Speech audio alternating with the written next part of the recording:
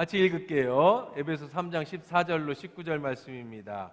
시작. 이러므로 내가 하늘과 땅에 있는 각 족속에게 이름을 주신 아버지 앞에 무릎을 꿇고 비노니 그의 영광의 풍성함을 따라 그의 성령으로 말미암아 너희 속사람을 능력으로 강건하게 하시오며 믿음으로 말미암아 그리스도께서 너희 마음에 계시게 하시옵고 너희가 사랑 가운데 뿌리가 박히고 터가 굳어져서 능히 모든 성도와 함께 지식에 넘치는 그리스도의 사랑을 알고 그 너비와 길이와 높이와 깊이가 어떠함을 깨달아 하나님의 모든 충만하신 것으로 너희에게 충만하게 하시기를 구하노라. 아멘.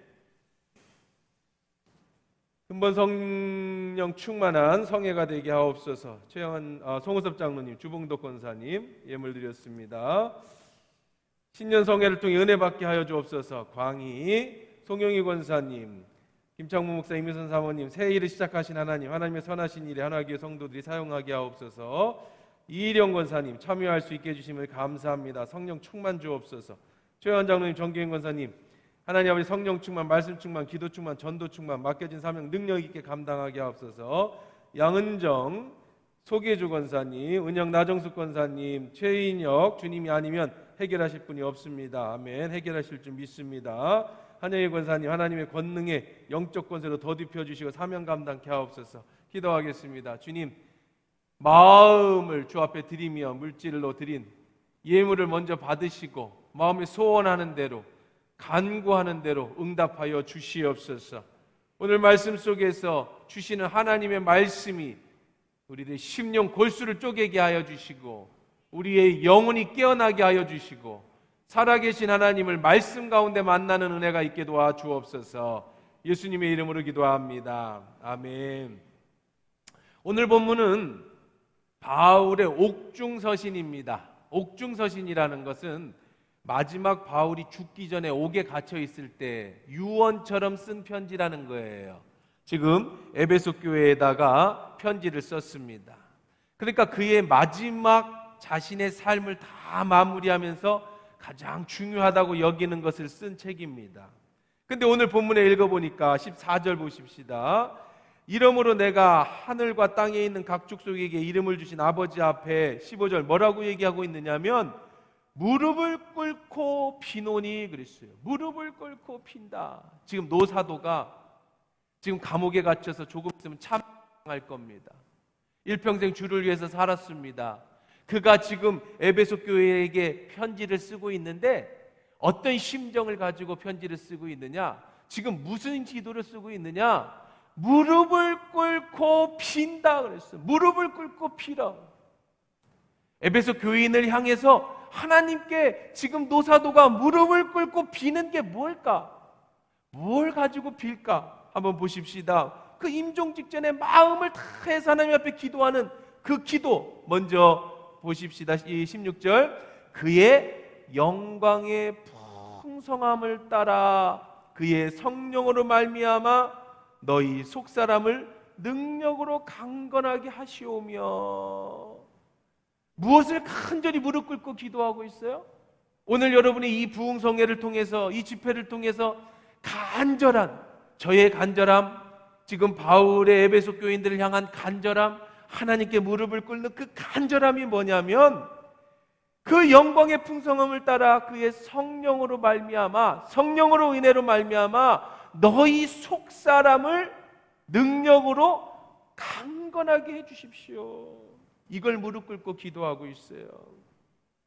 여러분, 속사람이 강건해진다. 속사람. 하나님은 우리 인간을 만드실 때 겉사람과 속사람을 따로 만드셨습니다. 먼저는 겉사람을 흙으로 만드셨죠. 이건 겉사람입니다. 우리의 육신이에요. 그리고 나서 하나님께서 속사람을 어떻게 창조하셨느냐면 자신의 입에서 나오는 생기를 풀어서 후하고 생기를 부어서 그것이 무엇이 되게 했느냐? 바로 그것이 생명이 되게 하셨다. 그러니까 하나님께서 육체를 만드시고 그 육체에다가 뭐를 부어 넣으셨다고요? 당신의 영을 부어 놓으셨어요. 이것이 우리의 영이에요. 영. 육체와 뭐가 있다고? 우리 속에는 영이 있다고요. 근데 바울은 지금 무릎을 꿇고 하나님께 비는 게 뭐냐면 우리의 육체가 건강해지기를 비는 게 아니고, 여러분이 돈 잘 벌고 건강하고 뭐 이런 우리들이 생각하는 이런 겉사람의 꿈꾸는 것을 비는 게 아니고 무엇을 빌고 있느냐? 너희 속사람이, 우리의 영이 어떻게 해지기를 원한다? 강건해지기를 원한다. 할렐루야. 우리 영혼이 강건해지는 게 우선이에요. 사랑하는 성도 여러분, 여러분의 속사람이 강건해져야 돼. 우리 겉사람을 위해서는 운동도 하잖아요. 우리 겉사람을 위해서는 식이요법도 하잖아요. 저한테 관심이 있는 사람은 목사님 요즘 살이 많이 빠진 것 같아요 라고 말을 하고, 관심이 없는 사람은 모르죠. 내가 한 4, 5kg나 뺐는데. 몰라. 이렇게 관심을 좀 가지라고. 밥 안 먹고 뺀 거 아니야. 운동해서 뺐어요. 열심히 운동해서, 3달째 제가 열심히 운동해서 하루에 40분씩 뛰어요. 그래서 뺐어요. 겉사람이 단단해지려면 운동을 해야 돼. 근데 이제 그 운동장에 가서 운동을 하잖아요. 그리고 이제 좀 그 인바디를 체크를 하는데 몸무게가 한 4kg 빠졌어요. 근데 체지방이 더 늘어났어요. 근육이 4kg 빠졌어. 그래서 내가 오늘 너무 놀라가지고, 우리 또 헬스 트레이너 있잖아요. 민진아. 그래서 예 목사님, 일하고 있냐? 예. 야 이거 어떻게 된 거냐? 왜요 목사님? 인바디를 했는데 내가 4kg 빠졌거든? 네. 근데 체지방은 늘어나고 근육이 4kg 빠졌다? 내가 봐도 막 근육이 다 빠진다. 목사님, 먹는 거 잘 먹으면서 빼야 돼요. 운동하려면 근육이 빠지는 거예요. 그래. 그래서 그래? 나 몸은 괜찮은데. 근데 인바디 말고요 목사님, 눈바디가 있어요. 눈바디. 눈바디가 뭔데? 목사님, 거울로 봤을 때 몸매가 어때요? 그러면 멋있지. 요즘에 아주 그 맛에 운동하지. 그랬더니 그게 맞아요. 그랬어요. 인바디 말고 눈바디가 맞는 거예요. 그래? 그럼 잘하고 계시는 거니까 걱정하지 말고 좀 탄수화물 더 드시면서 하세요. 탄수화물 너무 안 먹으면 안 되니까. 그래서 그래, 알았어. 그래서 이제 다가 이제 또 이제 열심히 해서 한 1년 뒤에 제가 한번 크리스마스 때 육체미를 한번 이제 어쨌든 여러분, 우리 육신은요 눈에 보여요. 헬스를 하고 인바디를 하면 내가 몸에 뭐 체지방이 어떻다, 근육이 어떻다, 그냥 눈바디도 보이고 인바디도 보이고 다 보인다고요. 검사를 해보면 어떻게 피가 어떻다, 뭐 심장이 어떻다 다 안다고요. 근데 속사람은 알 수가 없어요. 어느 병원도 속사람의 건강 상태를 체크해 주는 일이 없어요. 하나님은 우리에게 육신을 만드시고 속사람을 만드셨는데, 온통 예수 믿는 우리들도 우리들의 관심은 인바디에 관심이 있다고요. 어떻게 하면 건강해질까? 어떻게 하면 돈을 많이 벌까? 어떻게 하면 잘 먹을까? 속사람은 병들고 속사람은 힘들어 어려운데 겉사람을 위해서만. 바울은 노사도가 지금 간절하게 무릎 꿇고 비는 것은, 하나님, 우리의 속사람, 여러분의 속사람이 어떻게 해지기를 간절히 구한다고요? 강건해지기를. 여러분의 겉사람이 강건해지기를 주의 이름으로 축원합니다. 속사람이 강건해지려면 어떻게 해야 되느냐면, 여러분의 속사람이 살아나야 돼. 다시 말해서 죽은 사람이 있다고요. 죽었는데도 모르고 사는 사람이 있어요. 속사람이 살아난다는 걸 뭐라고 얘기하느냐 하면 전문 용어로 거듭난다고 하는 거예요. 거듭나. 우리의 속사람이 거듭나야, 이 영은 하나님이 창조하실 때 무슨 목적으로 만드셨느냐면 육체를 담는, 영은, 이 육체는 영을 담는 그릇이에요. 우리의 육체가 중요하죠. 왜 중요하냐면 영을 담고 있기 때문에 그래요. 그럼 이 영은 뭐 하는 거냐면, 이 영이 하나님이 인간을 창조하신 목적이에요. 하나님과 뭐 하려고? 교통하려고. 교통이라는 게 뭐냐면 서로 통해야 되는 거야. 말이 통하는 거예요. 여러분의 영이 살아나야 하나님의 음성을 들을 수 있어요. 영이 살아나야 하나님이 하시는 일을 볼 수가 있어. 영이 살아나야 하나님의 말씀이 믿어지고 하나님 말씀이 여러분의 인생을 이끌어 주셔요. 영이 살아있지 않으면, 영이 죽어 있으면 육신을 가지고는 절대로 하나님의 음성과 하나님이 하신 일을 볼 수가 없어요. 영이 강건해지면 더 하나님과 친밀해지고, 영이 더 강건해지면 우리의 인생이 무엇인지를 알게 되고, 영이 더 강해지면 육신의 질병이든 마음이든 문제든 모든 문제를 해결할 수 있는 능력이 되는 거예요. 그러니까 우리의 육체를 단련하는 것도 유익하지만 정말 여러분들이 생각하고 단련해야 될 것은 우리의 영이 강건해져야 되는 거예요. 속사람이 강건해져야 돼. 이번 집회는 속사람이 강건해지고, 속사람이 병들었으면 치유받고, 속사람이 다시 한번 하나님의 사랑을 깊이 깨닫고 아버지 사랑을 받아서 여러분의 인생에 새로운 인생을 펼쳐지게 하는 것, 이것이 이번 집회의 목적인 줄 믿습니다. 정말 기대가 커요. 저는 이번 집회가 정말 제 일생일대 기대가 커요. 매년 하는 집회가 아니라 정말 하나님께서 그런 응답을 주시고 이제 준비시켜져 가는 과정 속에서 이번 주 토요일 날에 우리나라에 있는 그 위드 부흥사 협회라고 한 100여 명 부흥사들이, 100명도 넘는 부흥사들이 모여 있는 그 협회가 있어요. 거기에서 제가 대표로 취임을 합니다. 서울에 올라가서 피종진 목사님이 고문으로 있고, 내가 하려고 한 게 아니라 어쨌든 간에 하나님의 은혜가 돼서 하고, 2월 둘째 주인가 셋째 주에 오살리 금식기도원, 오살리 금식기도원이라고 여의도 순복음교회에서 하는 오래된 기도원이 있어요. 그 기도원에서 아마 하루 정도 집회를 제가 맡아서 할 겁니다.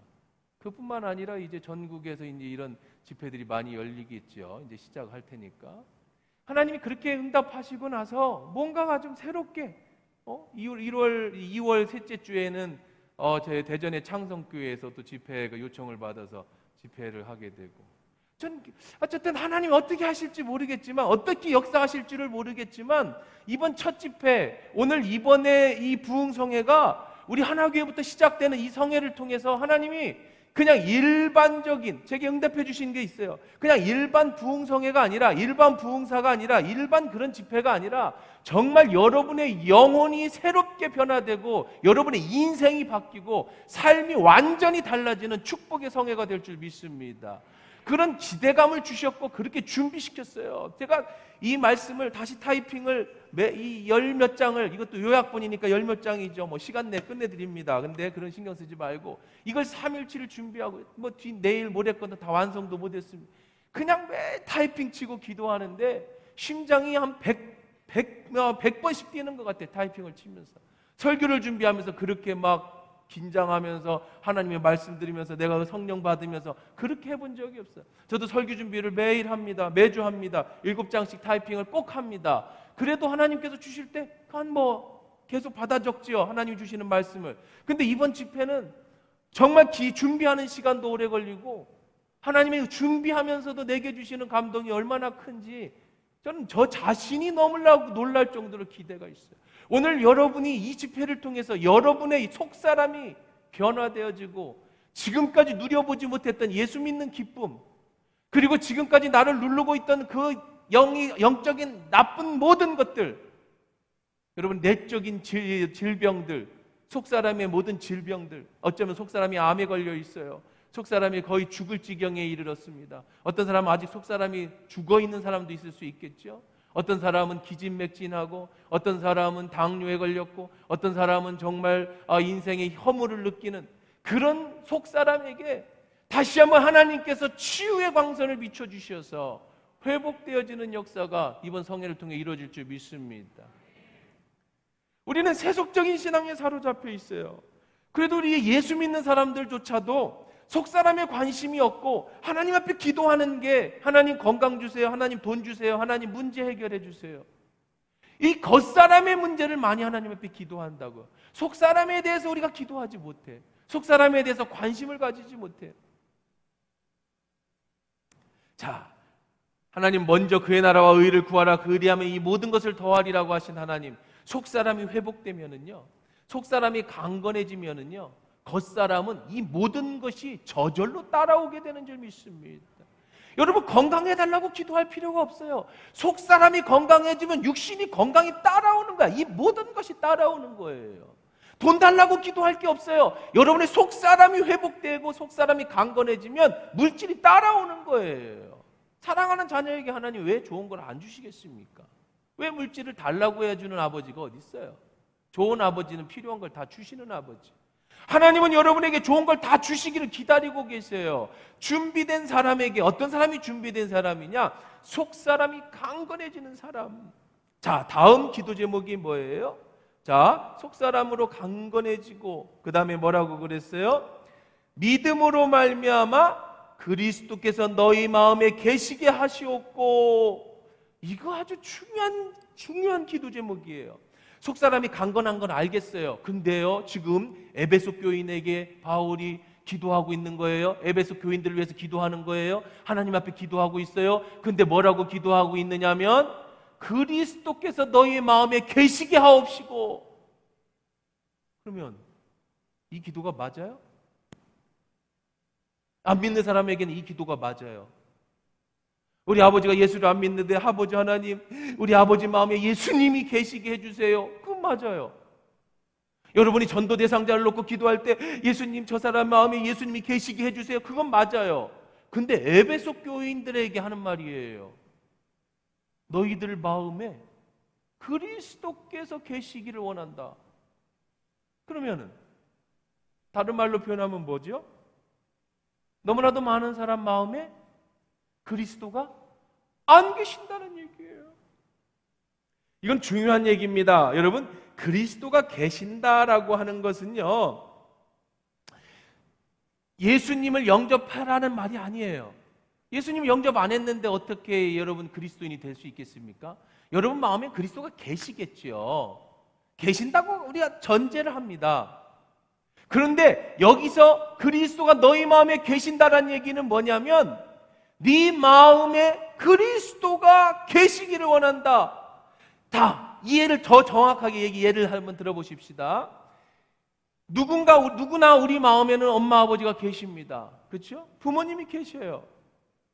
근데 내 마음에 엄마 아버지가 계시는 것과 엄마 아버지가 계신 것과는 다른 거예요.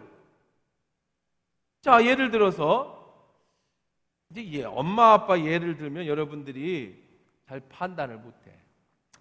자식 얘기를 들어야 더 판단이 되지. 예? 엄마 아빠는 내리사랑이라 자식, 남편은 아예 없고, 남편 예를 들면 여러분들은 뭐 아예 이해를 못하고 자식 얘기를 예를 들면 내 마음에 자식이 있다 이거예요. 자식이 있어요? 아들도 있고 딸도 있어요. 근데 내 마음에 자식이 있는 건 다른 얘기예요. 무슨 얘기예요? 맛있는 거 있으면은요, 여러분 맛있는 것이 있으면 엄마 아빠가 생각나요? 자식이 생각나요? 그럼 그 마음이 그 속에 자식이 있는 거예요. 근데 아무리 맛있는 걸 먹어도 엄마 아버지가 생각이 안 나. 우리 엄마 아버지 저 시골에 사시는데 우리 어머니 아버지는 지금 뭐 집에 계시는데 나는 이 맛있는 고기를 먹어도 엄마 아버지 생각이 안 나. 전혀. 내가 이렇게 맛있는 고기를 먹는데 자식이 생각이 안 나. 그럼 마음에 없는 거죠. 안 계신 게 아니에요. 우리 엄마 아버지 계세요. 내 자식이 있어요.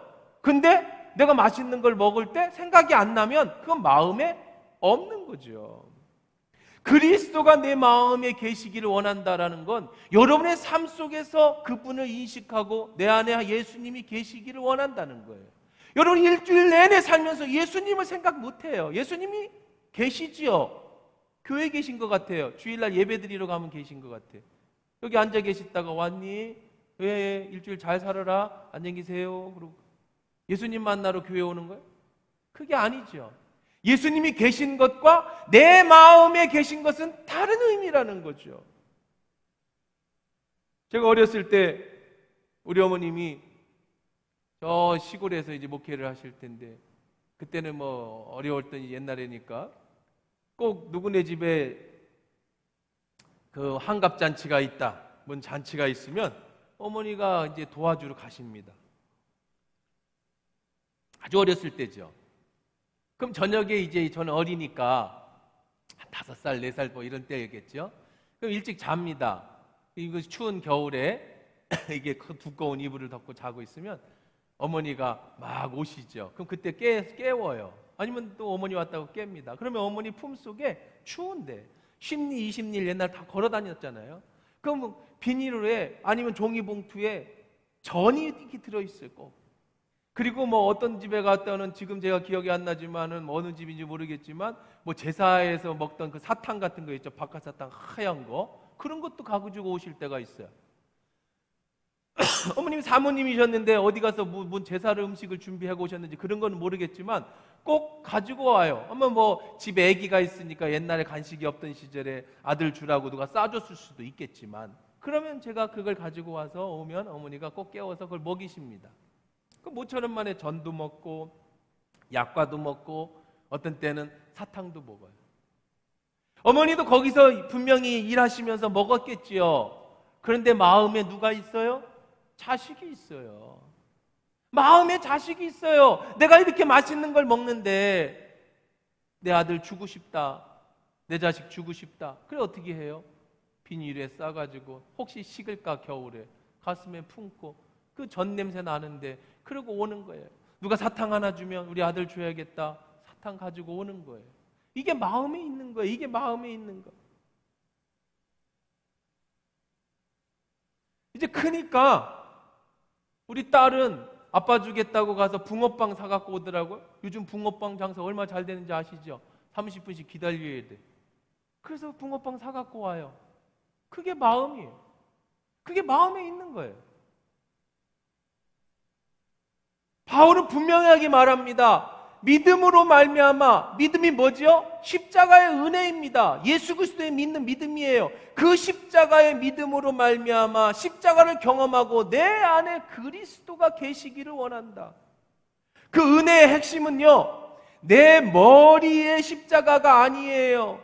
예수 그리스도를 아는 지혜가 아니에요. 성경을 아는 지혜가 아닙니다. 이것도 중요합니다. 여러분이 성경을 많이 하는 것 중요합니다. 성경을 집독하고 공부를 많이 하는 것도 중요합니다. 그런데 그 십자가, 제가 27주에 걸쳐서 예수 그리스도의 십자가에 설교를 했다고 말씀드렸죠. 그래서 여러분이 십자가를 아는 것, 그 예수의 죽음에 대해서 아는 것도 중요한데, 이 예수 그리스도가 머리에 계시는 게 아니라 그리스도께서 너희 마음에 계시기를, 이 머리에 계신 십자가, 이 머리에 있는 예수의 은혜가 여러분의 가슴으로 내려오기를, 내 마음으로 내려오기를, 그걸 기도하고 있는 거예요. 많은 그리스도인들이 머리에는 예수가 있어요.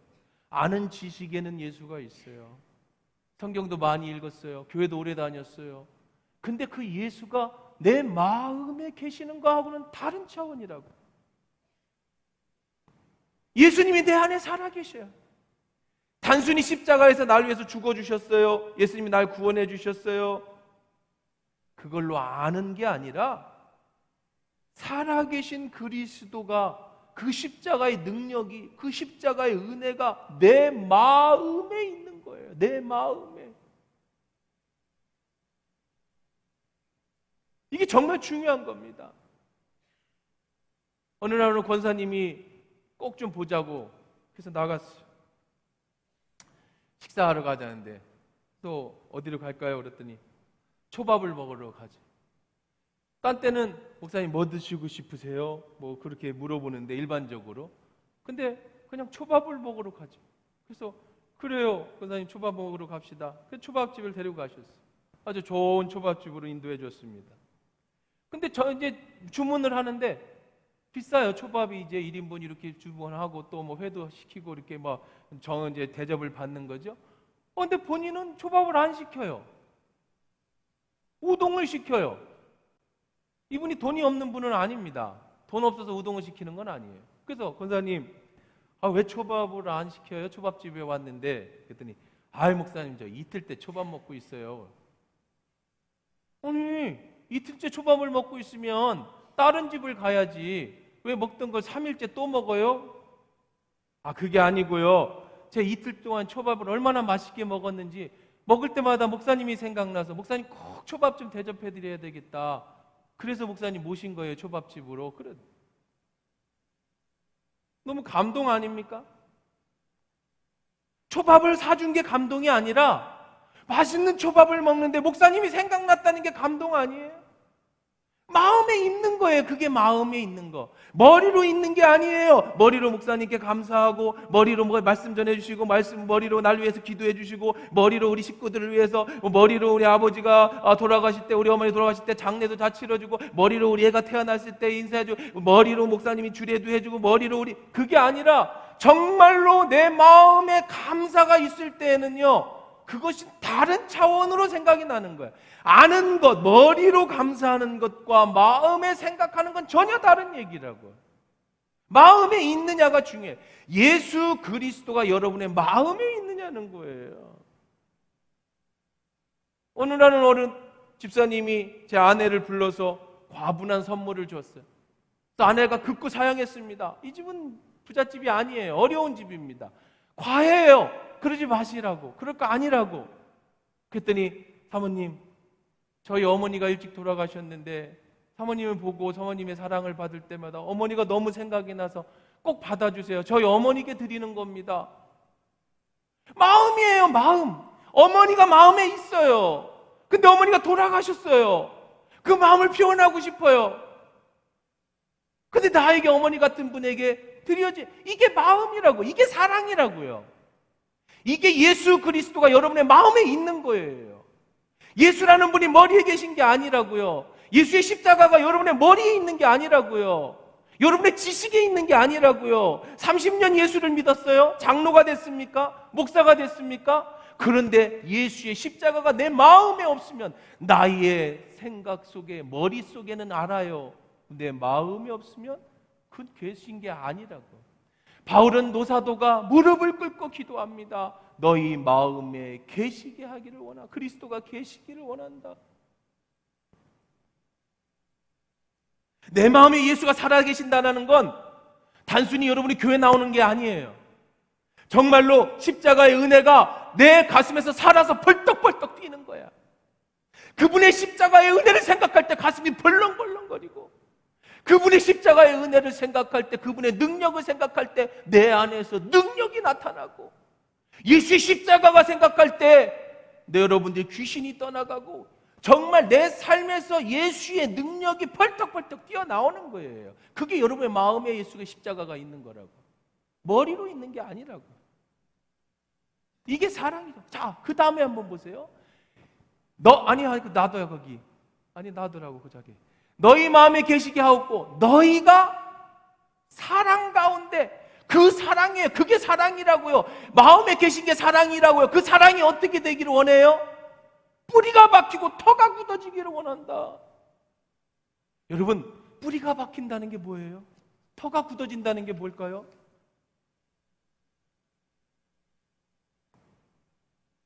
예수님이 내 마음에 사랑으로 오셨어요. 그리고 그분이 머리에서 내 가슴으로 내려오셨어요. 그래서 내 안에 예수의 사랑이 들어왔어요. 그런데 그 사랑이 흔들리면 안 돼요. 그 사랑이 어떻게 돼야 돼요? 뿌리가 박혀야 돼요. 사랑이 흔들려요? 터가 굳어져야 돼요. 터가 굳어진다는 게 뭐죠? 뿌리가 박혔는데 터가 안 굳어지면 어떻게 되죠? 바람 불면 뿌리가 뽑히잖아요. 여러분의 예수 그리스도가, 머리에 계신 예수가 그 믿음으로 말미암아 여러분 가슴으로 내려왔고, 내 마음에 예수가 계시는데 그 예수의 사랑이, 그 사랑, 예수님이 사랑 가운데서 여러분 속에 뭐를 받고, 그 사랑이 뭐를 받고? 뿌리를 받고. 근데 그 뿌리가 얼마나 땅이 굳어져야 뿌리가 안 뽑히죠. 바람이 불어도. 어떤 역경에도 흔들리지 않도록 터가 굳어지기를 기도하고 있는 거예요. 할렐루야. 여러분 안에 예수를 영접하는 게 제일 중요하겠죠. 거듭나는 게 제일 중요하겠죠. 그래야 하나님과 영이 살아나니까 그 다음에 예수를 아는 그 믿음이 머리에 있는 것이 아니라 이제 내 가슴으로 내려와야겠죠. 그래서 내 마음에 예수가 계셔야겠죠. 그 예수가 뿌리가 돼서 여러분 가슴에 박히고, 그래서 그 사랑이 흔들리지 않아요. 뿌리가 흔들릴 뿐 아니라, 안 흔들릴 뿐 아니라 터가 굳어지는 거야. 잠시의 감정이 아니라고. 여러분 중에 많은 사람들이 예수의 사랑이 가슴에 내려왔다가 뿌리채 뽑혀버린 사람도 있을 거예요. 한때는 예수의 사랑에 푹 빠져가지고 이게 내 인생의 전부다, 난 예수를 위해서 죽을 수도 있다라고 얘기해놓고 그 다음에 바람 불어서 뿌리째 뽑혀버리는 사람이, 그래서 그 사랑이 어디로 날아갔는지 머리만 있고 경험으로만 남은 사람이 있을 수 있어요. 왜 그래요? 뿌리가 박히지 못해서 그래요. 왜 그래요? 터가 굳어지지 못해서 그래요. 한때는 내가 예수를 사랑했어요. 한때는 내가 예수를 위해 죽을 수도 있다고 했어요. 한때는 내가 그 사랑으로 행복했어요. 그런데 지금은 아니에요. 왜 그랬어요? 뿌리가 내리지 못했어요. 왜 그랬어요? 바람이 불어서 뽑혀버렸어요. 터가 단단하게 굳지 않았어요. 사랑이 단단해지는 게 신앙이에요. 굳어지고 흔들려지지 않게 박혀있는 것이. 단순히 사랑이 감정으로 끝나지 않으려면 어떻게 해야 돼요? 알아야 돼요. 더 알아야 돼요. 예수를 더 알아야 돼요. 그게 믿어지는 겁니다. 18절 한번 보십시다. 능히 모든 성도와 함께 머리에 지식에 넘치는 그리스도의 사랑을 뭐하고? 알아. 여러분의 사랑이 머리로 알고 내려오는 거야. 머리로 알고 내려오고, 머리로 알고 내려오고. 왜 뿌리가 박히지 못했느냐면, 왜 여러분의 터가 단단하지 못했느냐면, 그 사랑을 계속 알아야 하는데, 계속 그 사랑을 공급받아야 하는데, 그냥 감정으로 끝나버렸다는 거예요. 여기 또 재밌는 표현 아닙니까? 사랑을 알고, 한때 다음 넘겨보세요. 알고 너비와 너비에서 너희를 충만하기를, 그 깨달아 하나님의 모든 충만하신 것 너희가 충만하기를 원한다. 자, 18절 한번 보세요. 18절. 자, 그 전에 18절. 자 보십시다. 능히 모든 성도와 함께 지식에 뭐라고 그랬어요? 여기 보니까 무슨 단어가 있죠? 넘치는이라는 단어가 있어요. 넘치는 사랑. 넘치는 사랑이 뭐예요? 지식의 표현에 사랑이 넘친다. 머리로 알아가지고 그 사랑이 가슴으로 내려오다 못해 넘치는 사랑을 알기를 원하는 거예요. 여러분, 아는 것 정말 중요합니다. 예수를 아는 것 너무 중요해요. 그래서 여러분 말씀을 많이 알아야 돼요. 그래야 그 사랑이 내 가슴으로 내려서 터가.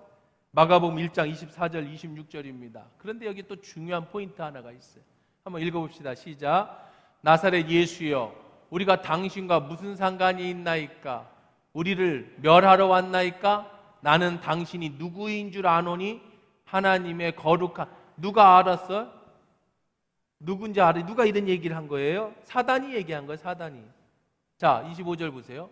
예수께서 꾸짖어 이르시되 잠잠하고 그 사람에게 나오라 하시니, 26절입니다. 더러운 귀신이 그 사람에게 경련 읽고 큰 소리로 지르며 나온지라. 근데 아는 게 정말 중요한데요. 아는 거 정말 중요합니다. 그 아는 지식이 넘쳐야 되는데 아는 걸로 끝나면 안 돼. 귀신도 알아. 귀신도 뭐라고 알았어? 예수님을 향해서 당신은 누구라고요? 당신은 하나님의 거룩한 자인 줄 우리가 안다. 귀신은 두려워 떤다. 정말로 여러분, 머리로다가 예수를 아는 사람은 너무 많아요. 여러분, 제대로 스님들이, 불교대학을 졸업한 스님들은요, 그냥 인생이 힘들어서 산에 들어간 사람들 말고 처음부터 소명을 갖고 어릴 때부터 스님이 되고 싶다고 그래서 승가대학, 불교대학에 들어가신 분들, 거기 대학도 세요. 신학대학 들어가는 것만큼이나 세. 그래서 이제 불교에 가서 정통으로 공부하시는 분들은요, 비교종교학이라는 학문을 배웁니다. 우리 기독교인들도 신학교에 가면 그걸 배워요. 그래서 우리도 기독교인이고 목사가 될 사람도 정통으로 공부하신 분들, 그냥 일반 2층에 있는 신학교 이런 거 말고 정말 신학교라는 이름 달고 정식으로 된 학교에서 배우신 분들은 비교 종교학이라는 학문이 있어요. 무슨 얘기냐면 다른 종교를 배워요. 한 학기 동안 혹은 두 학기 동안.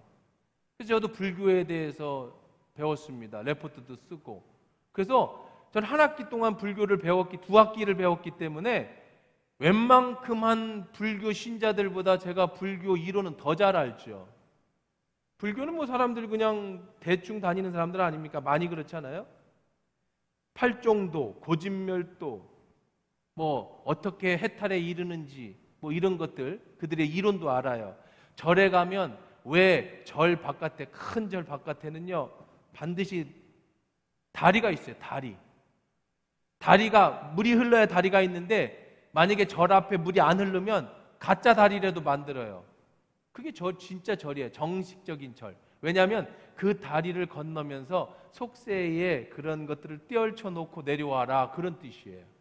절 앞에 가면 사천대왕이 서 있죠. 그 왜 서 있어요? 사천대왕이 무서운 형상으로 사람들 왜 서 있는지 몰라요. 그리고 사천대왕 앞에 가서 막 절하시는 분들도 있어. 불교 신자들. 그냥 뭐만 만들어 놓으면 복 줄 줄 알고. 사천대왕은 뭐 하는 애냐면은요. 잡귀신들 못 들어오게 막고 있는 거예요. 잡귀신들 있잖아요. 귀신들 절에 못 들어오라고. 지들끼리도 이 레벨이 있고 잡신들이 있고 귀신들이 있거든요. 얘들 못 들어오게 막고 있는 거예요. 무섭게 하고 있잖아요. 막 밟고 있잖아요. 사람들 그거 몰라. 거기다 절을 해요. 그거 아니에요. 그 다음에 또 들어갑니다. 큰 대웅전이 있고요. 오른쪽에는요 반드시 큰 절에 가면은 오른쪽에는 삼신당이 있어요. 그 대웅전 저 옆에 있어요. 삼신당은 뭐 하는 거냐면은 삼신 할머니 모시는 데예요. 애기 낳고 싶은 사람 거기 가서 절하는 거예요. 애기 낳고 싶은 건 대웅전에 가서 절하는 거 아니에요. 삼신 할머니 앞에 절하는 거예요. 근데 삼신당은요 반드시 대웅전 바깥에 안 보이는 언덕에 가 있어야 돼요. 왜냐하면 그건 잡신이야. 그럼 거기 있으면 안 되는데 돈 벌 목적이 있잖아요. 절도 돈이 벌어야 되잖아요. 그래서 대웅전 옆에 삼신당을 놓아요. 왼쪽에는 오랜 돌아가신 스님들을 모셔놓는 납골당이 있고요. 오른쪽에는 삼신당이 있어요. 순서는 뭐 바뀔 수 있습니다. 그러니까 거기는 삼신당은 사실 절의 전통이 아니에요. 제가 더 잘한다니까. 제가 이 얘기를 왜 하냐? 절에 대해서 배워요. 스님들은요. 승가대학을 졸업할 때까지 성경을 반드시 일독해야 됩니다. 그리고 예수님에 대해서 신앙의 기독교의 교리에 대해서 반드시 배워야 합니다. 시험 보고 숙제 내야 돼요. 머릿속에 그들이 너무 잘 알아요. 제가 호주에서 유학을 할 때인데 그 양반이 진짜인지 땡중인지는 모르겠어요. 근데 유학하는데 어떤 자기 말로는 자기가 그 불교의 가장 위대한 스승이래. 내가 안 봐서 몰라. 근데 늘 가부좌를 틀고 앉아 계세요. 신학교에 왔는데. 그래서 아니 그 위대한 스승님께서 왜 호주까지 오셔서 신학교를 들어오셨습니까? 궁금하잖아요. 그런데 자기가 팔만대장경을 한글 초본을 번역한 사람이래요. 그러면서 진짜로 책 가지고 있고 그 사람 이름이 있더라고. 책도 막 보여주더라고. 그래서 그렇게 위대하신 분이 왜 여기 신학교에 와 계십니까? 그랬더니 자기가 팔만대장경을 번역하고 불교의 스승으로서 불교를 깊이 연구를 해보니까 부처님한테 제자들이 물어봤다는 거예요. 이 세상은 어떻게 존재하고 어떻게 만들어진 겁니까? 그러니까 하는 소리가 내가 너한테 그렇게 얘기를 다 해줘봐야 너는 깨닫지 못한다. 근데 네가 스스로 깨달아라. 불교는 스스로 깨닫는 종교니까 단 한 가지 내가 알려줄 수 있는 것은 하나에 의해서 만들어졌다. 유일하게 만들어졌다. 일이다. 일. 그 얘기를 하더라는 거예요. 성경 그 불교에 깊이 들어가 보니까. 그리고 나서 자기한테 또 불교 그 스승이니까 성경도 읽고 다 해보니까 이 세상은 하나님에 의해서 창조되어졌구나 라는 것을 이 불교의 깨달음과 신학 자기가 가지고 있는 성경 지식을 접해보니까 하나님이 유일하신 신이라는 걸 알게 됐대.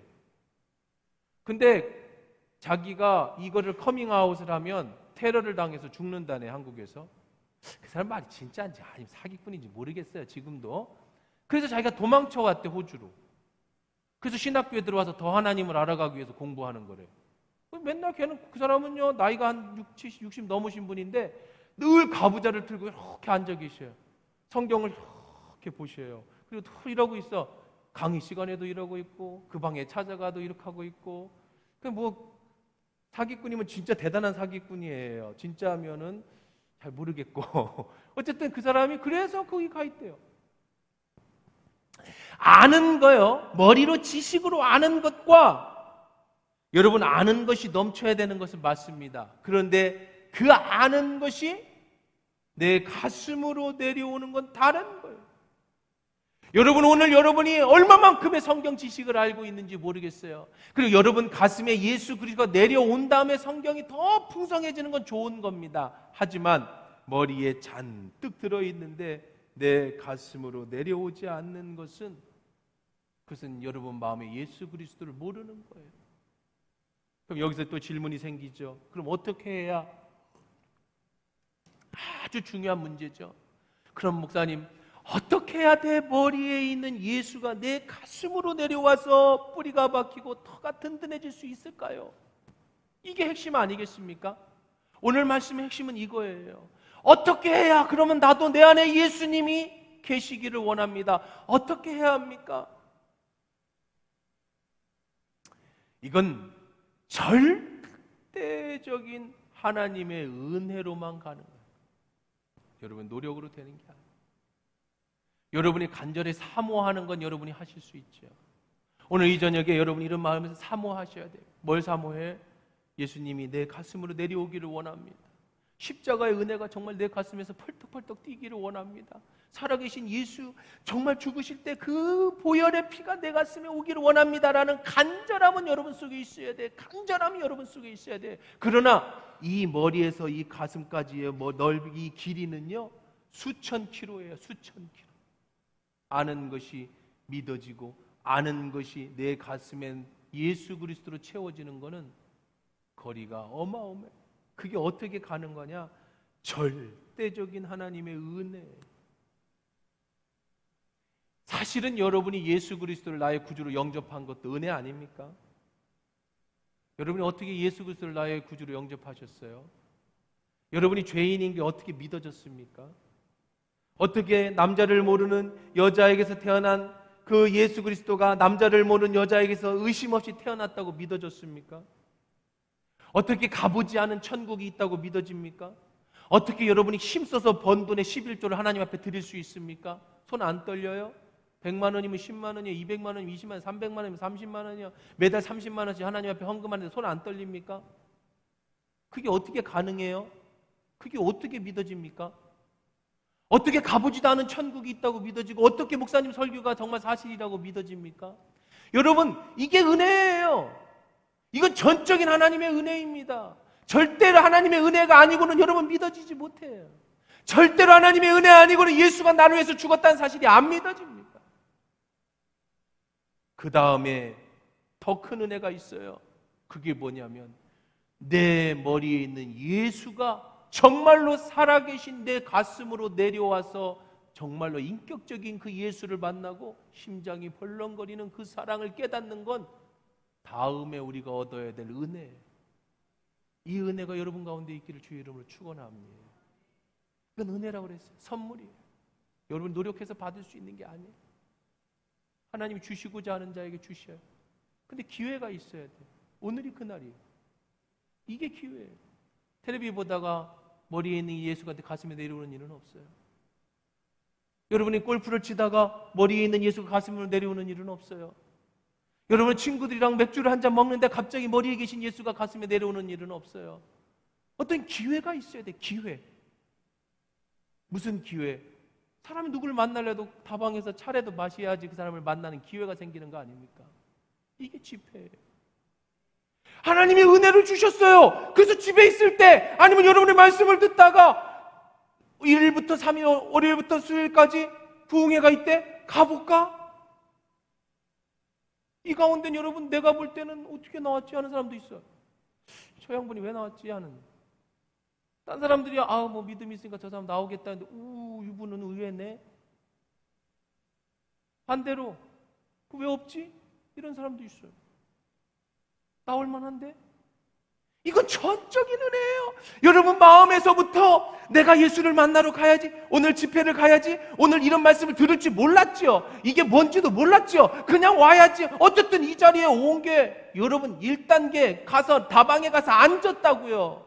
누가 나올지는 몰라요. 나올지 안 나올지도 몰라요.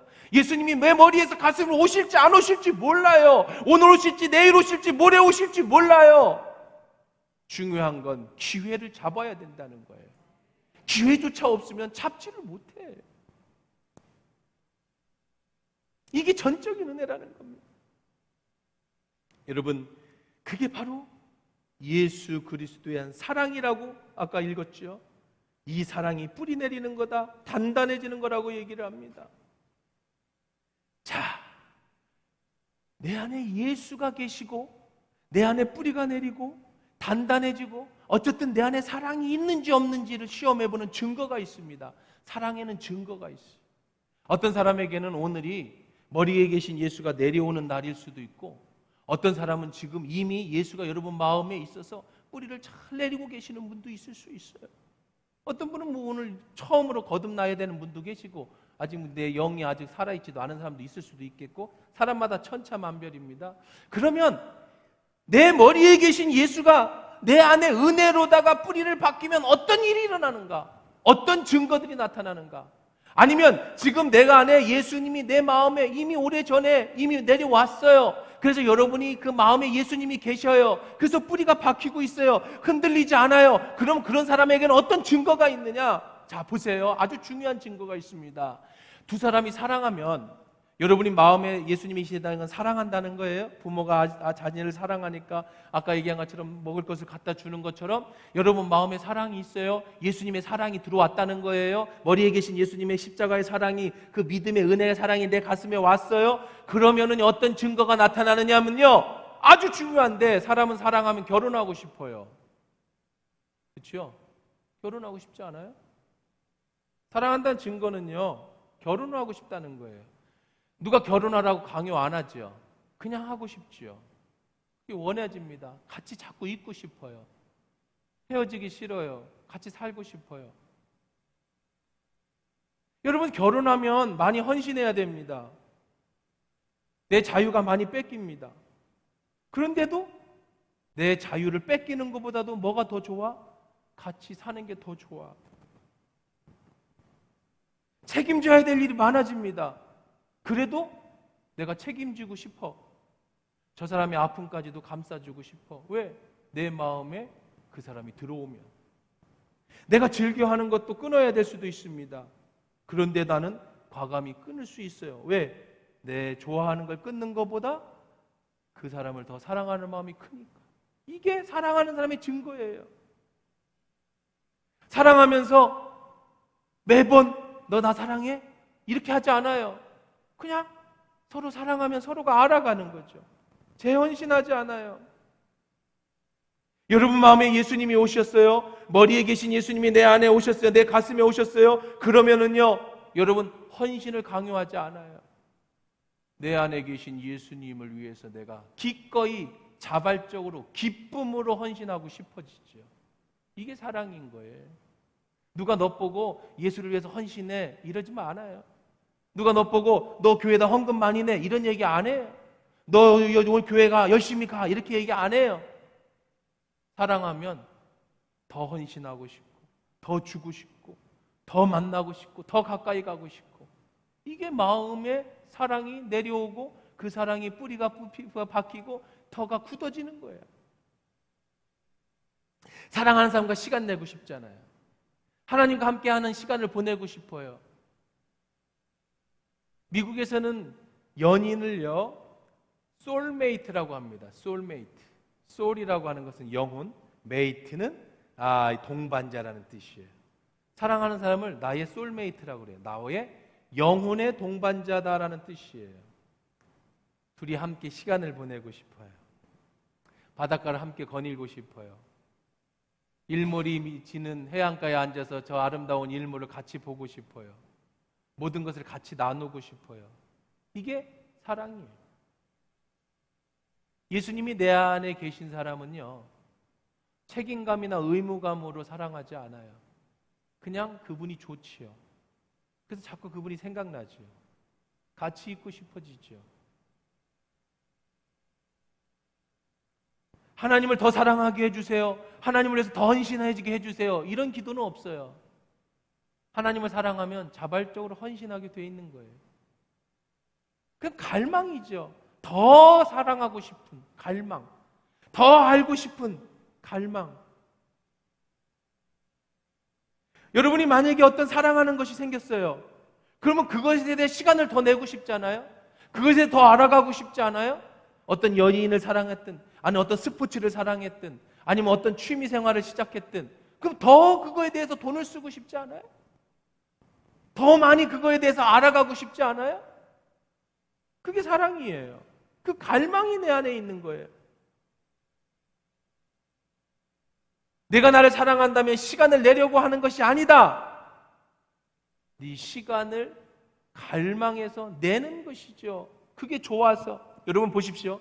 스포츠를 구경한다고 해보세요. 우리 팀이 이겼어요. 전광판에 다 이겼습니다. 일어나십시오. 자, 우리가 한 골 넣었습니다. 박수 치십시오. 그런 스포츠는 있습니까? 없지요. 내가 사랑하는 팀, 우리 대한민국을 내가 사랑해. 이제 월드컵이 시작했어요. 한 골을 넣었어. 전광판에 일어서십시오. 안 합니다. 딱 그냥 일어나는 거예요. 박수 치십시오. 안 합니다. 그냥 박수 치는 거야. 끌어안고 얼싸 끌어안고. 옆에 있는 여자가 처음 보는 여자인데 막 그때는 흥분해가지고 막 끌어안고 누구세요? 아 이거 왜 그래? 그 순간의 그 갈망, 그 열망. 이게 마음이죠.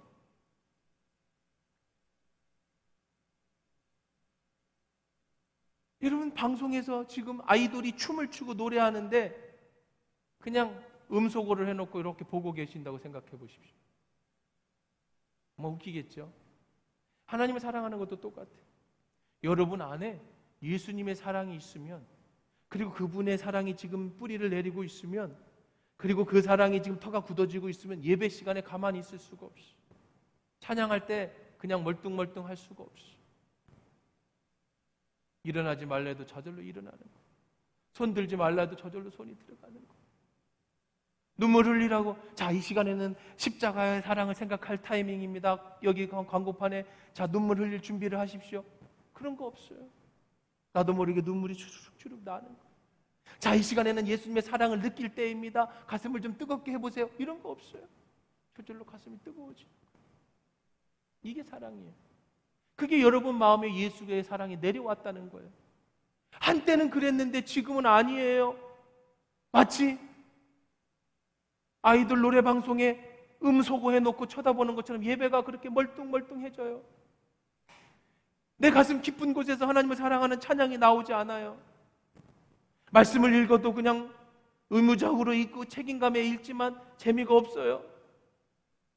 여러분의 사랑에 뿌리가 뽑혔든지, 아니면 내려와지지 못했든지, 한때는 내려왔는데 바람에 터가 굳어지지 못해서 날아갔든지.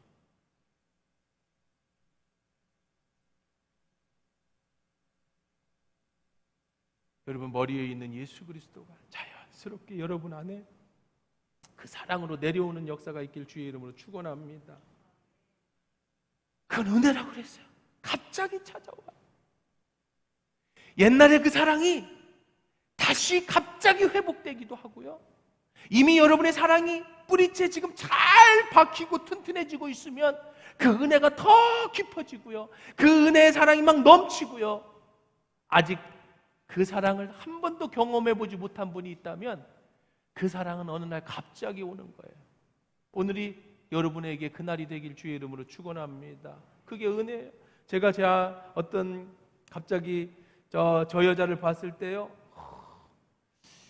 어느 날 갑자기 저 여자를 봤는데 어느 날 갑자기 내 안에 사랑이 들어와 버린 거예요. 희한하죠? 남들은 다 못생겼다고 하는데, 남들은 저 아니라고 하는데, 근데 갑자기 어느 날 갑자기 내가 뭐 생각한 것도 아닌데 쑥 하고 내려왔어. 머리에 있던 그 여자가 가슴으로 쑥 내려왔어요. 그 다음부터는 어떤 일이 현상이 나냐면 다 이뻐 보이는 거예요. 제가 아내를 처음 만날 때요, 제 아내는 6명이 같이 몰려다녔어, 학교를. 그 진짜 힘들었어. 그래서 빼내기가 혼자 다녀야 어떻게 해보겠는데, 밥 먹을 때도 6명이 밥 먹고 학교 끝날 때도 6명이 같이 집에 가고, 거기서 빼내는 게 정말 힘들어요. 그래서 제가 한 게 6명 전부에게 밥을 샀어요. 매번. 내 목적은 제 아내인데 어떻게 같이 만날래니까 혼자는 안 보내주니까 커피도 6명을 다 사니까 다 처음에는요 제가 무슨 부잣집인 줄 알았대요.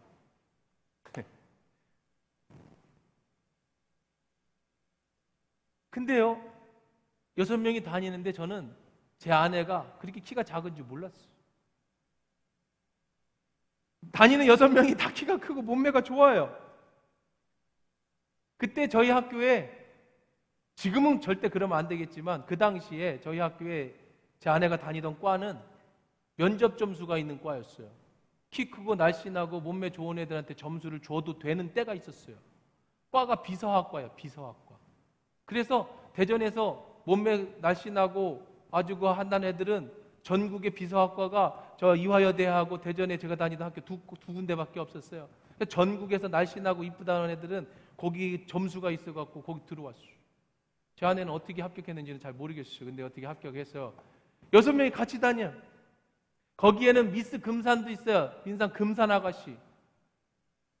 근데요 어느 날 갑자기 그 키가 작은 여자가 내 마음에 훅 들어와 버렸어. 저는 몰랐어요 키가 작은지. 그 6명이 다니는데도 나는 이 여자가 키가 작은지 몰랐어. 나중에 결혼하고 알았어 이게 키가 작은지. 마음에 내려오니까, 가슴에 내려오니까 그의 단점도 다 사랑스러워 가는 거예요. 내가 이 여자를 위해서 헌신해야겠다. 그러고 나서 더 알고 싶지요. 만나고 싶지요. 그러니까 이제 자꾸 그 친구들 만나서 밥 사주고 하니까 이제 풀어주더라고. 둘이 놀고 오라고. 그래서 제가 학교 다닐 때인데 모든 수업을 다 그냥 제쳐놓고 점수는 거의 졸업할 수 있을 만큼만 맞춰놓고 수업만 끝나면 그 비서학과 그 계단에 앉아있는 거예요. 언제 나오나. 어느 날부턴가는요 그 학과 학생들이 전부 수업 끝나면 내가 있느냐 없느냐를 내기하기 시작하는 거예요. 오늘도 있을까 없을까. 그리고 딱 오면요 저기서부터 야 창문 있다 창문 있다 자다 유선은 빨리 가봐 부른다 야 그러고 위에서 휙 치고 막 손뼉 치고 막 여자들만 거기 여자들만 있는 과니까 남자 하나 있어요. 희한하네. 남자 한 명이 여자 전부가 여자인 학과인데 그럼 이제 어쨌든 데리고 나갑니다. 점수도 포기했어. 아주 그 과의 유명 인사가 됐어요. 우리가 사랑하면 그 사람을 더 알고 싶지요. 더 만나고 싶지요. 여기 갈망한다는 단어가 갈망하는 거예요. 우리 마음에 더 생각나는 거, 더 알고 싶고 더 만나고 싶고 갈망하는 거예요. 이게 사랑이에요. 내가 예수님이 내 머리에서 내 가슴으로 내려오면 어떤 현상이 나타나느냐면요 더 그분을 알고 싶어요. 여러분 제가 신학교를 다니면서 히브리어도 배우고 그리스어도 배우고 교회론도 배우고 신학도 배우고 성령론도 배우고 하나님에 대해서 얼마나 많이 배웠겠습니까? 성경을 얼마나 많이 알았겠습니까? 그런데 그 아는 것과 내 마음에 내려와서 그분을 갈망하는 것하고는 다른 의미라고요. 제가 미국에서 혼자 공부할 때가 있어서 6개월 동안 떨어질 때 제 아내랑 저녁마다 이제 톡을 합니다. 이제 인터넷으로. 근데 미국 인터넷이 너무 느려요. 그러니까 너무 어려우니까 이제 편지를 써서 이메일로 보고 확인합니다. 저는 거기서 공부를 하는데도 와 있을까 안 와 있을까 자꾸 가서 들여다보지요. 편지가 왔는지 한국 상황이 어떤지 그 당시에 아주 아기가 어릴 때니까 아이들은 잘 있는지 교회는 어떤지 궁금하죠. 여러분 사랑하면 자꾸 예수님에 대해서 알고 싶어요. 듣고 싶어요. 성경을 읽고 싶어요. 성경 일독하라고 의무적으로 해주지 않아도 암송하라고 막 이렇게 만들어주지 않아도 더 암송하고 싶어요. 더 읽고 싶어요. 이게 사랑이에요. 이게 갈망이라는 거예요. 갈망. 여러분 이 하나님을 사랑하면 경건해진다. 여러분 경건이라는 말을 들어보면요 왠지 긴장돼요. 막 술도 먹지 말아야 되고 담배도 피지 말아야 돼. 경건하면은 이게 성경책 끼고 다니면서 이렇게 다녀야 될 것 같아. 경건하면 안녕하세요 할렐루야 내 삶이 막 그래야 될 것 같아. 그거 아니에요. 하나님을 사랑하면서 나오는 행동 모든 게 다 경건한 거예요. 그냥 그게 경건인 거예요. 경건한 척을 하는 게 아니에요. 자기가 경건하지 않은데 경건한 척하니까 얼마나 힘들어요. 옛날에는요, 혼자 살 때는 옷을 아무데나 벗어놓습니다. 문고리를 좋아하죠. 나 문고리는 다 옷을 걸어놓습니다. 근데 결혼하고 나니까 아내가 싫어하니까 이제 옷걸이에 옷을 걸어놓는 습관을 길들이죠. 오랫동안 내 마음대로 내 생각대로 막 욕심대로 살다가 예수님을 사랑하고 나니까 자꾸 내 이런 것들이 걸리적거립니다. 아, 이제 그만해야겠다. 옛날에 그 좋던 거, 아, 이제 고스톱 이제 그만 쳐야겠다. 재미없네 이제. 옛날에는 그냥 돈 100원에 그렇게 막, 아이고 뭐 별로 마음에도 안 좋고 이렇게 되는 거예요. 이게 경건인 거예요. 아침마다 일어나서 하나님, 세상의 모든 여자가 다 안 이뻐지게 해주세요. 제발입니다. 제 아내만 좀 사랑하게 해주세요. 그건 아니죠. 아내를 사랑하면 세상의 모든 여자가 안 이뻐지는 거죠. 어떻게 세상의 모든 여자가 안 이뻐지도록 기도하는 사랑이 어디 있겠습니까? 전도도 그렇죠.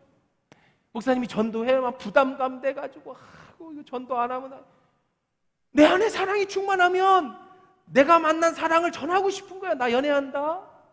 나 새로운 사람 만났어. 나 예수님 만났어. 아유, 나 요즘 신앙이 나 예수님 만나 말씀 보는데 말씀에 그런 거 있더라. 야, 누가 전도 안 하라고 그래도 하지 말라고, 제발 하지 말라고 해도 내 돈 내고 전도하고 싶은 거. 손주 나면은요, 손주 사진을 주머니에다 넣고 나이 든 사람들은요, 제발 좀 안 보여줬으면 좋겠어요. 아무도 궁금 안 해요. 진짜로 아무도 안 궁금해. 이쁘다고 하는 것이 인사야. 진짜 인사. 애가 어디 다 똑같이 생겼지 누가 더 이쁜 게 어디 있어. 진짜 어디 모델 좀 아니면은요, 제발 안 보여줬으면 좋겠는데 다 궁금할 줄 알아.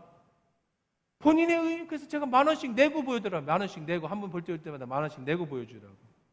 왜냐하면 오해하는 거예요. 다 궁금할 거라고 생각해. 왜? 내가 이쁘니까. 내가 이쁘니까 저 사람도 이쁠 거라 그래. 그래서 정말 이쁘네. 그럼 진짜인 줄 알아. 그냥 인사인데. 그냥 혼자 속고 사는 거지 뭐. 사랑은 그런 거예요. 전도하지 말라고 해도요, 뭐 미치겠는데 속이 답답해서 얘기 안 하고는. 사랑하면 다 티 나잖아요. 마지막으로 하나만 더 하고 우리 시간 돼서 마치려고 합니다. 누가 그 큰 사랑을 그럼 받을 수 있는가? 누가복음 7장 36절부터 우리 한번 읽어보십시다. 38절 같이 읽을게요. 시작.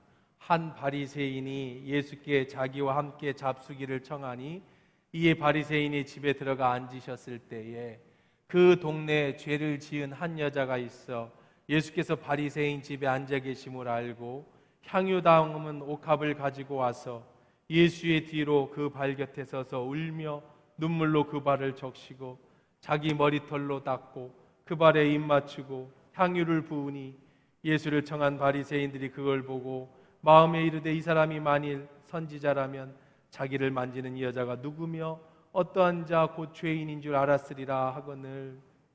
어느 날 예수님이 한 바리새인 집에 초청을 받아갔습니다.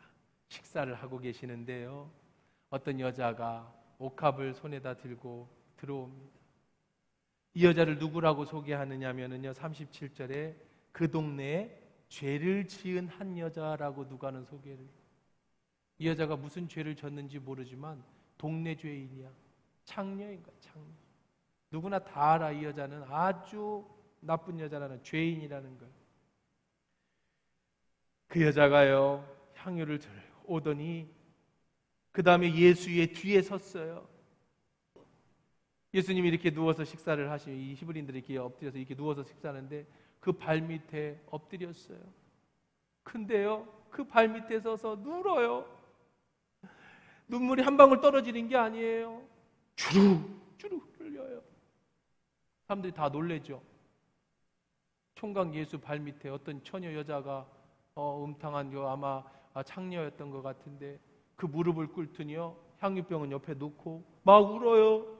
눈물이 그냥 얼마나 많이 흘렸느냐면 눈물로 그 발을 적셨대요. 그냥 한 방울 훅이 아니라 막 그냥 막 콧물도 빠졌을 것 같아요. 그죠? 눈물만 났겠어요? 거기 줄줄. 미안하잖아요. 손수건으로다가 예수님의 발을 닦은 게 아니에요. 뭘로 발을 닦았어요? 자기 머리털을 예수님의 발을 닦았어요. 이게 무슨 회기망측한 일이에요. 그리고는 그 발에 입을 맞춰요. 그리고 나서 향유를 붓습니다. 그 모습을 본 바리새인이 이렇게 얘기합니다. 당신이 정말 하나님의 아들이면, 당신이 선지자라면 최소한 너를 만진 이 여자가 어떤 여자인지, 얼마나 큰 죄인인지 너 알았을 것이다. 그럼 말렸겠지. 지금 뭐 하는 짓이야? 아니, 죄 많은 여자가 왜 감히 나한테 뭐 하는 짓이냐? 라고 하지 않았겠느냐는 거죠. 이 여자는 왜 그랬을까? 생각해 보세요. 왜 그랬을까? 이 여자는요, 회개의 눈물을 흘리는 게 아닙니다.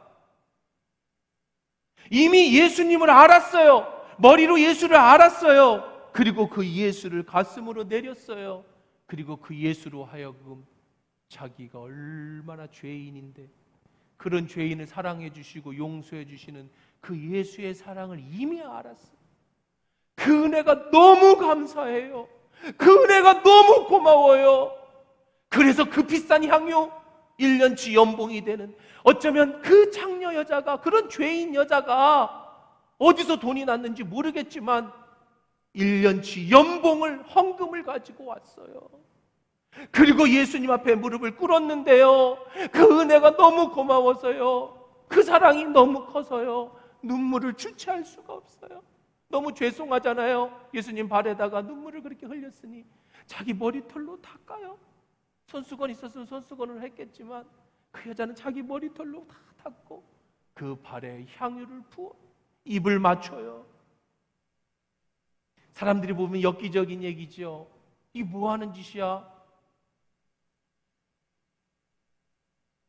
그게 바로 사랑의 눈물이었죠. 누가복음 7장 47절에 예수님 이렇게 말씀하십니다. 이러므로 내가 네게 말한다.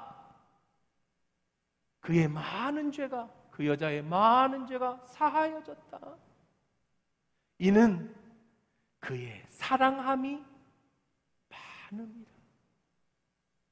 사함을 받은 일이 적은 자는 적게 사랑하느니라. 나에 대한 사랑이 이렇게 많대. 왜? 죄가 많았는데 그 죄가 용서함을 받아서 그 죄 많은 만큼 나를 사랑하는 마음이 더 커졌다는 거예요. 이게 무슨 말이에요? 여러분이 지금 얼마만큼의 죄를 지었든, 여러분이 얼마만큼 연약하든, 여러분이 얼마만큼 부족하든, 여러분이 아무 상관이 없다는 거예요. 오히려 죄가 많으면, 오히려 여러분이 더 연약하면 연약할수록 그 사랑이 더 커진다는 거예요. 누구든지 아무도 예외 없이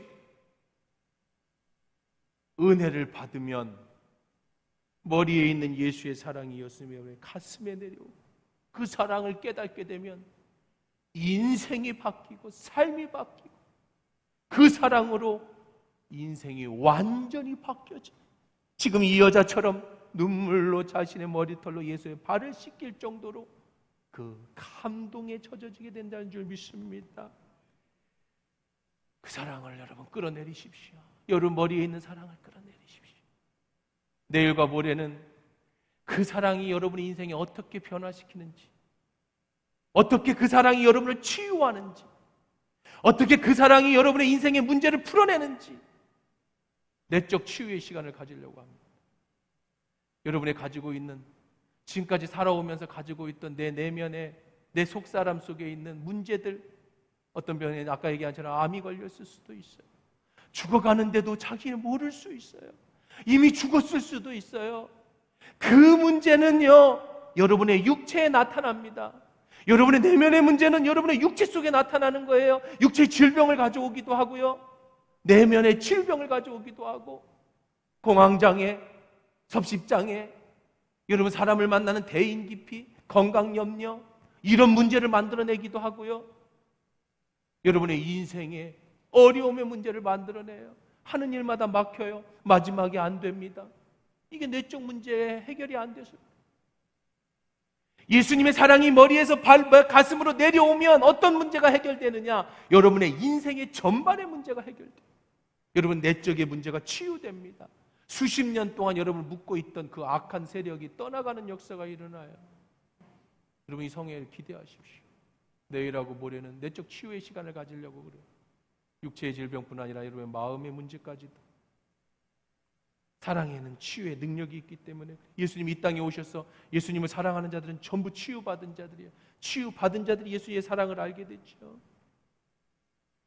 오늘은 첫 시간이었습니다. 오늘 기도할 것은 주님 나를 위해 십자가에 주신 예수의 사랑이, 그 아들을 우리에게 보내주신 아버지 하나님의 사랑이, 예수님의 그 십자가의 은혜가 주님 내 머리에 있지 말게 하시고 내 가슴으로 내려오게 하여 주옵소서. 그 찌릿찌릿한 사랑, 정말 내 인생을 뒤바꿔 놓는, 눈물을 흘리지 않고는 살아갈 수 없는, 정말 회개하지 않고 변화되지 않는 내 그 내적 문제가 주님 오늘 이 가운데, 오늘 기도하는 가운데 하나님의 은혜로 내 가슴으로 사랑이 내려오게 하소서. 이전에 그 사랑을 느꼈었는데 뿌리가 박히지 못해서 날아갔습니까? 주님 다시금 내가 그 사랑의 뿌리가 박히기를 원합니다. 내 마음의 터가 단단해지기를 원합니다. 그 첫사랑의 은혜를 다시 회복하게 하여 주옵소서. 그렇게 기도하십시오. 노사도가 무릎을 꿇고 빕니다. 영광의 풍성함을 따라 그의 성령으로 말미암아 너의 속사람의 능력으로 강건하여지고 믿음으로 말미암아 그리스도께서 너희 마음에 계시게 하고 너희가 사랑 가운데 뿌리가 박혀 터가 굳어졌어. 능히 모든 성도와 함께 지식에 넘치는 그리스도의 사랑을 알게 해달라. 우리 가운데 역사하시는 능력대로 우리가 구하실 생각하는 모든 것 위에 넘치도록 능히 주실 여호와 하나님이라고 말씀하셨어. 오늘 이 저녁이 바로 그 저녁이 되고 내일 오실 때 여러분 감사 예물에 여러분의 간절한 마음의 치유와 회복을 갚는 마음을요, 봉투를 가져가셔서요 교회 와서 적는 게 아니에요. 집에서 적으십시오. 그리고 여러분 봉투를 붙잡고 기도하십시오. 물질이 있는 곳에 마음이 있습니다. 이건 절대 진리입니다. 그리고 내일 예물을 드리십시오. 그리고 간절한 마음으로 주님 내게 그 은혜를 다시 내려주십시오. 오늘 이 저녁에 임하고 내일, 오늘 혹은 모레 어떤 역사가 일어날지 모르지만 여러분의 인생이 변화되고 치유되는 놀라운 은혜가 있을 줄 믿습니다.